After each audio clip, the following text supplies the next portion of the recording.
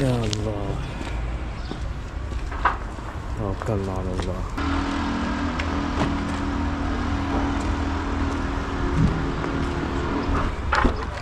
بسم الله الرحمن الرحيم. بسم الله. يا الله، بسم الله. السلام عليكم ورحمة الله وبركاته. طالع النهاردة بالتويوتا عشان ان شاء الله رايحين نعمل صيانة ال1000 كيلو. عاملين 999.9 كيلو، فان شاء الله نسافر القاهرة بقى ان شاء الله، ونسأل الله السلامة والتوفيق. اطلع بس على الطريق ونقر سوا.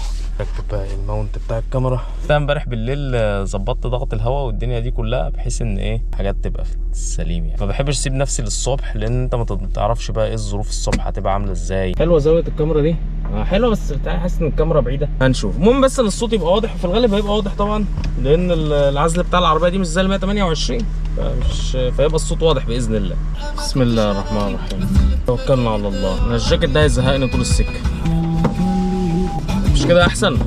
الطريق اللي انا ماشي فيه بتاع المحله طنطا ده سرعته 60، والعربيات طايره عليه. انا ماشي على 50، بوصل ل 60، يعني اقصى حاجه اجيبها ممكن تبقى 70 مثلا. مش بس عشان الرادارات، هو في التأني السلامه، يعني ما بحبش اجري. انا حتى على شبرا بنها الحر ان شاء الله اما نوصل، انا اقصى حاجه جبتها على شبرا بنها الحر كانت 120 اللي هي سرعه الطريق. ممكن اكون جبت 130 في حته كنت عايز اعدي عربيه نقش، انما اكتر من كده ما بحبش، ما بفضلش الجري يعني، لانه على حسب ما انا عارف انه بعد ال 100 كيلو انت مالكش تحكم في العربيه. بس اللي لاحظته ايه بقى، ان الناس تبقى طايره على الطريق ده، وبيبقوا طايرين على حارات غلط ان هم يطيروا عليها. يعني انا ببقى ماشي مثلا في الحاره شبرا بنها الحر ده، مش الحاره اللي في النص، تلاقي واحد جاي من اليمين 100% معدي ال 150 معدي ال 160 كيلو. طيب اليمين ده الحارات البطيئه، مش بقول لك انها هتقف لان هو مفيش طريق خدمات ما ينفعش تقف، بس يعني اليمين ده الحاره البطيئه. انت لو قابلت حد في الحاره البطيئه هتعمل ايه؟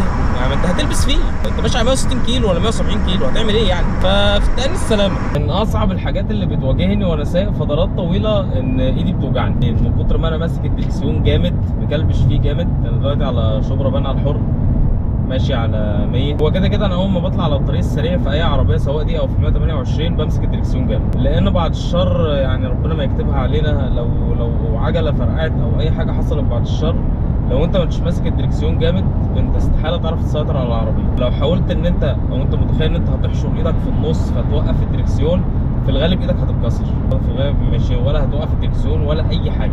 لازم ان انت يعني تبقى ماسك الدركسيون جامد قوي ما دام انت ماشي بسرعه على طريق سريع، عشان بعد الشر حصلت حاجه تلحق ان انت تسيطر على العربيه، تعرف تسيطر عليها، ما تلاقيش مع العربيه ما تلفش حوالين نفسها. فالنتيجه ايه بقى؟ ان انا عضلات ايدي بتوجعني واعصاب ايدي بتوجعني وايدي ذات نفسها بتوجعني. بس طريق حلو بصراحه. انا فاكر الطريق الزراعي كنت بسافر عليه وانا عيل صغير، مش انا اللي ببقى سايق طبعا، بس انا فاكر العضله اللي كانت بتبقى عليه، فاكره يعني. نخلص الزراعي نطلع الدائري، زحمه بقى بتاعت الدائري بقى شايفين المسار اللي على الشمال ده اللي متحوط بالسور ده بتاع الاتوبيس الترددي اللي الناس كانت بتمشي في الحاره بتاعته، عاملين له حاره اهوت، المحطه بتاعته اهي، دي المحطه بتاعته اهو، ماشي هناك فرحان لوحده اهو، يغرد وحيدا. حلو والله.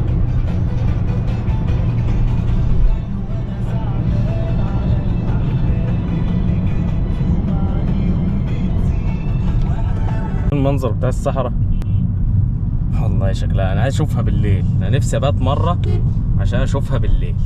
انا رايح الاول ماونتن فيو، وبعد كده ان شاء الله اروح التوكيل بقى. المفروض ان ماونتن فيو هي اللي هناك دي، فدايما بيبقى في حته كده مفتوحه في نص السور ده بعدي منها، بيبقى عليها بوابه برضه، بس بعدي منها بقى بدل ما اكمل الطريق وادخل من البوابه الرئيسيه.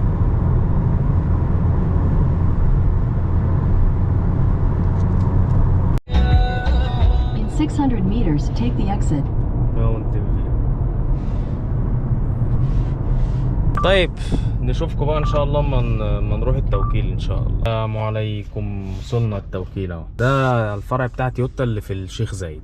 السواقه في اكتوبر جميل، الطرق هنا مريحه للاعصاب، وانت سايق كده انت مرتاح، اعصابك مرتاح نفس المناظر اللي انا بشوفها غير المحل. ان شاء الله لما اجي اعمل صيانه ال 10000 هروح عندهم مش هروح الفروع الوكلاء المعتمدين القريبين مني، هروح تويوتا ذات نفسها. ليه بقى؟ ايه اللي بيحصل اول ما بتروح؟ اولا هو في انطباع ان انت ايه، او معلومات سابقه عن الواحد عند الواحد، ان هو صيانه ال1000 كيلو دي اللي بيحصل فيها بيغيروا زيت وفلتر ماشي، ويشوفوا ميه المساحات وبتاع، ويبصوا على العربيه بصه، ولو انت بتشتكي من حاجه يعملوها لك، وانتهى الموضوع على كده. هو ده الاعتقاد اللي عندنا عن صيانه ال1000 كيلو، ده الاعتقاد اللي كان عندي. لما رحت بقى هناك، اول حاجه بتحصل المقابله طبعا محترمه جدا، مؤدبين جدا، ذوق جدا، جابوا لنا قهوه وقعدنا واتبسطنا. اول ما بيستلم منك العربيه، اول حاجه بيعملها بيكيس العربيه كلها، الكرسي بتاع السواق والفتيس والدركسيون، وبيحط عليهم مكياس كده علشان ايه،